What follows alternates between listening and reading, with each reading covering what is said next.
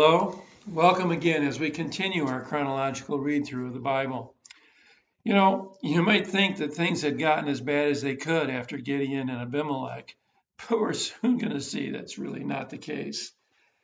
After Abimelech, there are two judges mentioned. Actually, only have one or two sentences each. Tola, who apparently arose to save Israel from Abimelech's tyranny, are actually the vacuum that would be there after Abimelech's death, and then Jair, who clearly was very wealthy. But after Jair dies, Israel returns to the Baals and the Asheroths and the foreign gods of the lands that surround them. So God turns from Israel. He turns Israel over to the Philistines and the Ammonites, who oppress Israel for 18 years. Israel finally calls out to God, who reminds them of all the times that he has saved them.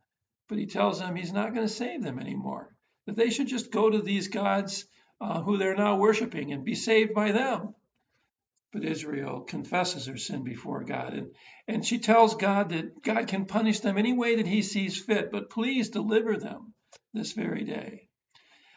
They turn away from their foreign gods and they worshiped God.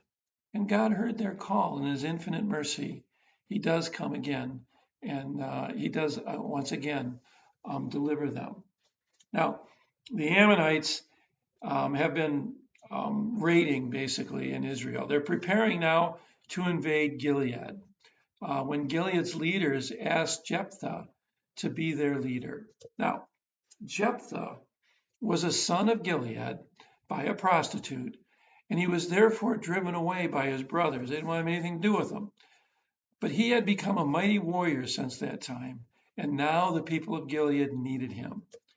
After Jephthah confirms their sincerity and the fact that they're going to do what they say they're going to do, make him ruler, he sends a message out to the Ammonite king to try to get him to back down. Well, the Ammonite king responds, "Hey, Israel, you took land away from us." Jephthah then goes into a bit of a history lesson and reminds the king of the Ammonites about the history of Israel's conquest and how it was the Ammonites' unwillingness to help or show kindness to Israel. Israel didn't have any quarrel with the Ammonites initially. They were going into the land of Canaan. But the Ammonites were not kind to Israel. They were unwilling to help. They were unwilling to even let Israel go through their country. That is what led to their destruction, and then, of course, the loss of their land. But the Ammonite king, he wasn't hearing anything of it. So Jephthah heads out to meet the Ammonites. The Spirit of the Lord has emboldened Jephthah to go up against the Ammonites, and then Jephthah makes a vow. Seems as though he's seeking the Lord's blessing anyway, even though the Lord has already emboldened him to do this. He makes this vow, almost this deal with the Lord. Kind of shows how far Israel has fallen, that the vow Jephthah makes in an attempt to seek the favor of God clearly includes the possibility, if not even the foregone conclusion, of doing something that God would detest, namely human sacrifice. Well, Jephthah's campaign against the Ammonites is indeed successful.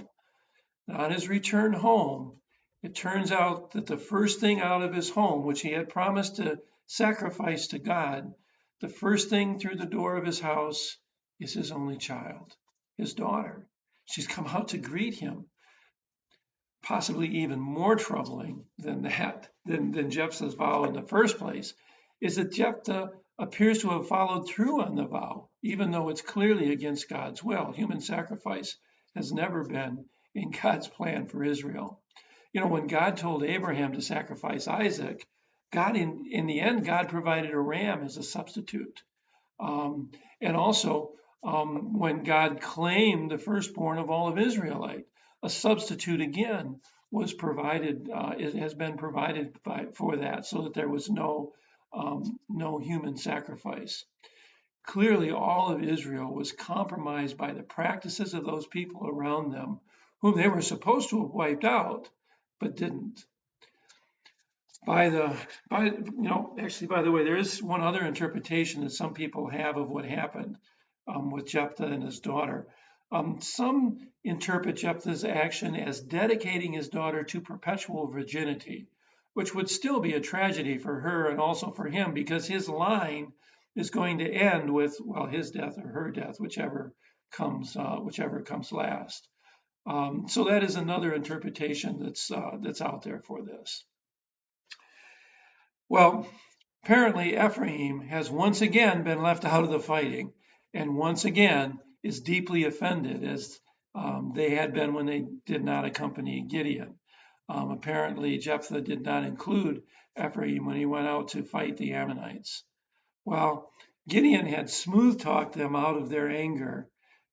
Jephthah, he does no such thing. He reminds them that, hey, I'd asked you for help before and you didn't help me at all, so I didn't ask again. Obviously, there's no settlement this time, and actually a civil war breaks out. And the once mighty Ephraim never again plays a significant role in Israel's history as their forces are defeated by the forces of Jephthah. This constant infighting is a really big problem. And once again, it shows how far Israel has strayed from God's intent for her in this land.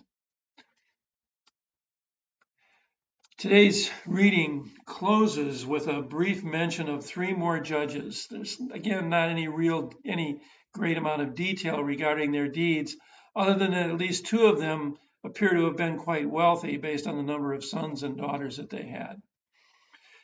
Just a kind of an overall comment for where we are right now. As you can see, Israel has descended into great apostasy. Even when she's following God, she's doing so in a very convoluted way with a blend of the outside religions still showing their influence on her. Even her judges are pretty thoroughly compromised by the beliefs and practices of those around them. Tomorrow, we're going to begin the account of Samson, the final judge recorded in the book of Judges. It's not going to get any better with Samson. And yet, God's grace covers their sin, just as it does ours. Indeed, both Gideon and Jephthah, whom we just read about, and Samson, who we're going to read about tomorrow, are listed in the roll call of faith in Hebrews. I mean, how blessed we are to be God's children, to be saved by the blood of Jesus that washes away all of our sin. Well, may God be with you and bless you. Look forward to gathering again as we continue our reading tomorrow.